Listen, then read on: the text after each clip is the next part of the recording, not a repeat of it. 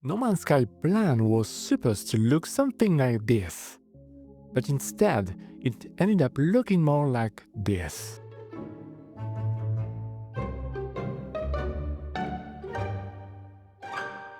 Longer than a one-piece arc, and with almost as many twists.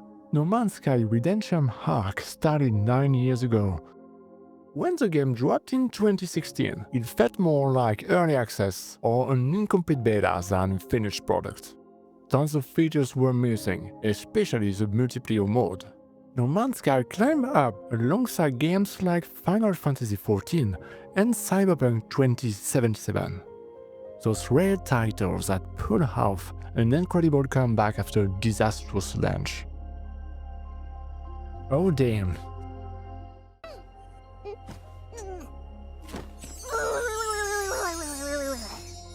But hey, at least they had Keanu Reeves. I'm interested here on how the small team behind No Man's Sky achieved what seemed impossible, when others would have given up.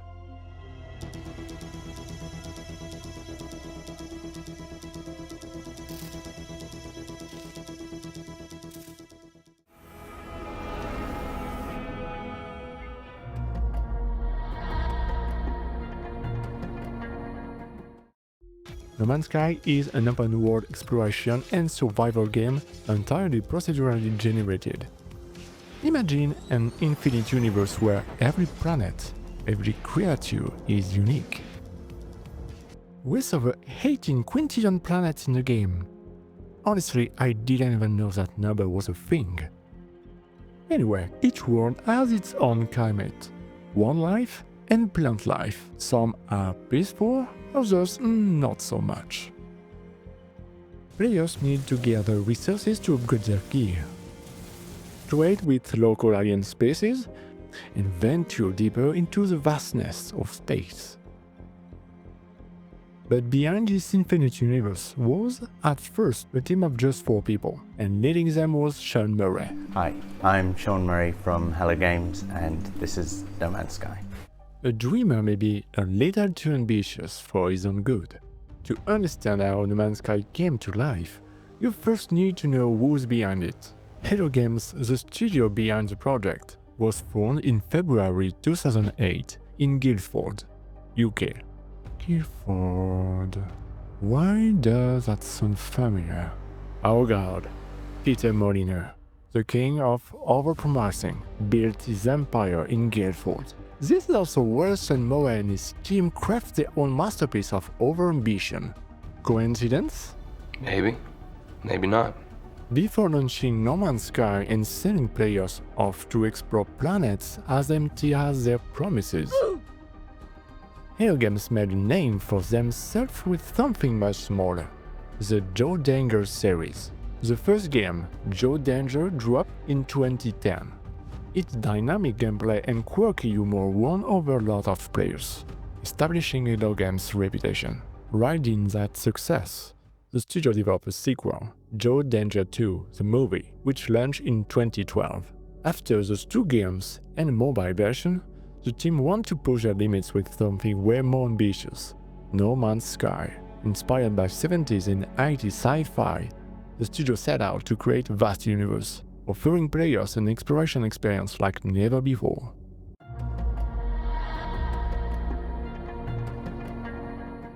No Man's Sky was revealed for the very first time at the VGX Awards in December 2013, and it started grabbing attention. But with big ambition comes a need for big resources. Hello Games had to find some support. That's when Sony stepped in, sensing a project with huge potential. They offering financial backing, but the studio, wanting to stay independent, turned down the money. What they didn't turn down was a little help with marketing and distribution. At their E3 2014 showcase, Sony decided to present the game a first for an indie title.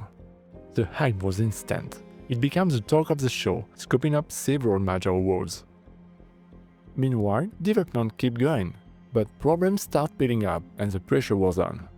Disaster hit the team hard.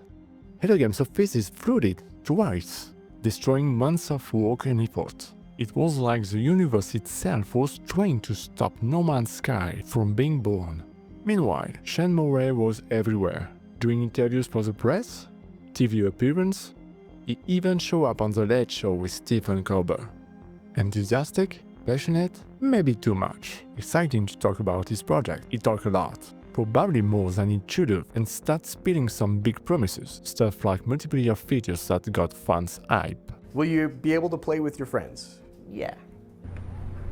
It's the biggest piece of that I have ever heard. Everyone's laughing, by the way, but it's true because everybody's heard it too. And the thing about all those promises? Once they get broken, the fallout is brutal. On paper, it all sounded too good to be true. And like most times, reality eventually caught up with fiction.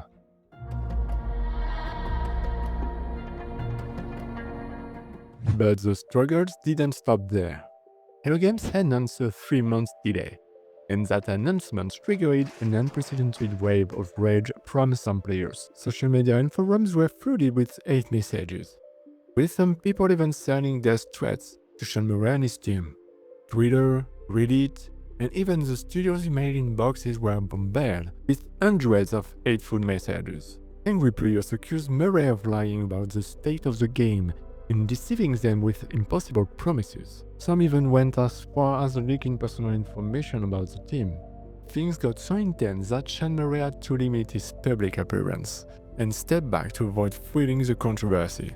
Despite the tensions and the incredibly hostile atmosphere, the game launched on August 9, 2016. No Man's Sky received mixed reviews at launch. Some critics praised the technical achievement, while others found the gameplay bland, repetitive, and the universe empty. But what really tainted the reception was the absence of several features players expected to find, especially the lack of multiplayer, which becomes a focal point of criticism. Sean Murray had tried to lower expectations before launch, realizing that the multiplayer feature would have to be temporarily scrapped to meet the deadline. There will also be a multiplayer within the game, but since this universe is so large, there's a pretty little chance that you'll actually be meeting people. Well, it's interesting actually. So it's not really a multiplayer game. That's not really the way to think about it. Like there are, like you were saying, there are infinitesimal chances of, very, very small chances of you even coming across a place that another player has been to. To make things worse, Hill Games went completely silent in the months following the release, which only fueled resentment among parts of the player base. Murray later admitted that Hill Games had failed to manage the hype surrounding the game, which was amplified by the media and by a much larger number of players than expected at launch. Many of the negative reviews weren't even from people who played the game, they were just jumping on the bandwagon. It got so out of hand that PlayStation and Steam had to revise their review systems. The promotion and marketing of No Man's Sky became a hot topic. Even Sony's president, Shuei Yoshida, admitted it understood why players were disappointed, blaming the studio's poor communication. So, how did a game that became the laughingstock of the industry manage to reinvent itself? Definitely not with microtransactions. Just when everyone thought the game was dead, Hello Games did something unexpected. They rolled up their sleeves and got back to work. Slowly but surely, update after update, No Man's Sky began to transform. The first of these updates, called Foundation, dropped on November 26, 2016. The original release date Hello Games had initially planned for the game. It completely overhauled the initial experience, adding new games modes, base building, and farming. With the following updates, Hello Games steadily addressed the player expectations. Pathfinder introduced new vehicles and graphical improvements, while Atlas Rise brought an entirely new storyline, making exploration way more engaging. Little by little, players' perception began to shift. The negative reviews started to fade, replaced by genuine excitement. And in 2018, 2 years after launch, the most anticipated update finally arrived. Next. It marked a new beginning by introducing multiplayer. Finally, real multiplayer. delivering on those original promises. It also lets players customize their avatars, switch to third-person mode, and build bigger, more detailed bases than ever before. From that point on, every new update brought fresh content, deeper mechanics, and major technical improvements. After that, Hello Games never stopped adding to the game. They introduced player compatibility, cross-platform play, and even fleet management for your own spaceships. From 2016 to 2024, the studio released over 20 major updates. And it doesn't look like they are slowing down anytime soon. There is already new content planned for 2026 and beyond, proving the studio has no intention of abandoning the project. By November 2024, after 8 years of continuous improvements, No Man's Sky reached a very positive rating on Steam, with 80% positive reviews. Hello Games had no intention of stopping. With version 5.0, called Worlds Part 1, the game reached new milestones that no one could have imagined back in 2016. One improvement follows another, and always a constant evolution of the game engine, making us forget what the game was like when it was released in 1.0. Seriously, it's more like No Man's Sky 2. The world continues to expand massively, both visually and technically. Gone were the launch day struggles, and players embrace the game with renewed excitement, applauding the studio's resilience and dedication. With this update, the game hit a peak in popularity in Steam since 2019. No Man's Sky recorded over 88,000 concurrent players, compared to just 2,000 4 years earlier. And for the hardcore sci-fi fans, players got the 14th expeditions, inspired by Starship Troopers, sending them off to hunt down massive alien bugs. Players were blown away by these changes, which, combined with spectacular content updates, re-established No Man's Sky as one of the most refined space exploration games ever created.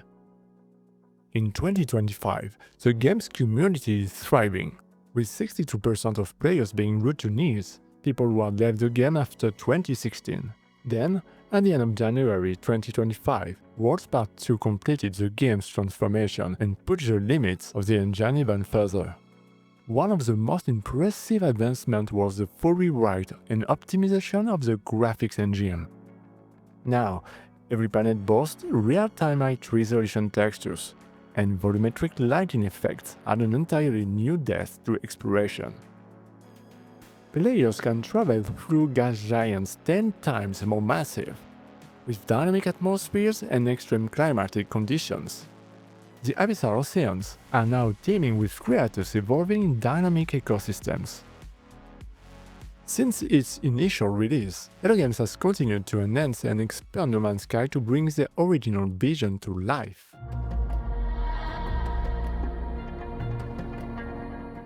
No Man's Sky has come a long way since its first version. From total disaster to triumphant rebirth, Hello Games proves that a studio can turn a crushing failure into a stunning success through hard work, perseverance, and by actually listening to its community.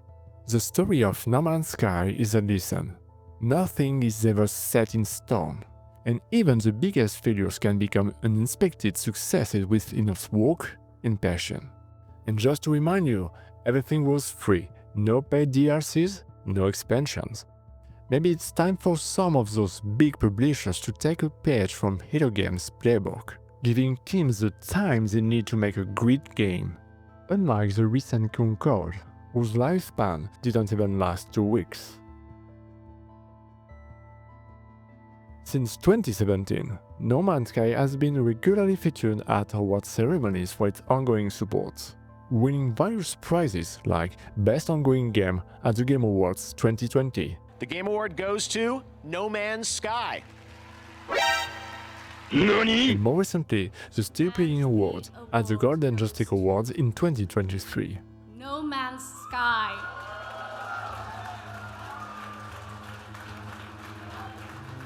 The story of No Man's Sky isn't just a simple comeback. It's a lesson in humility and perseverance, and one of the greatest comebacks in gaming history.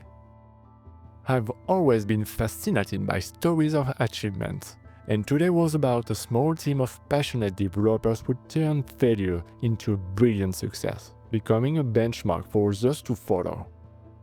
And now, Hello Games is working on Light No Fire, a project that looks even more ambitious than No Man's Sky. After everything they've accomplished, should we be worried or excited? Honestly, after surviving an interstellar crash, I'm choosing to believe. How about you?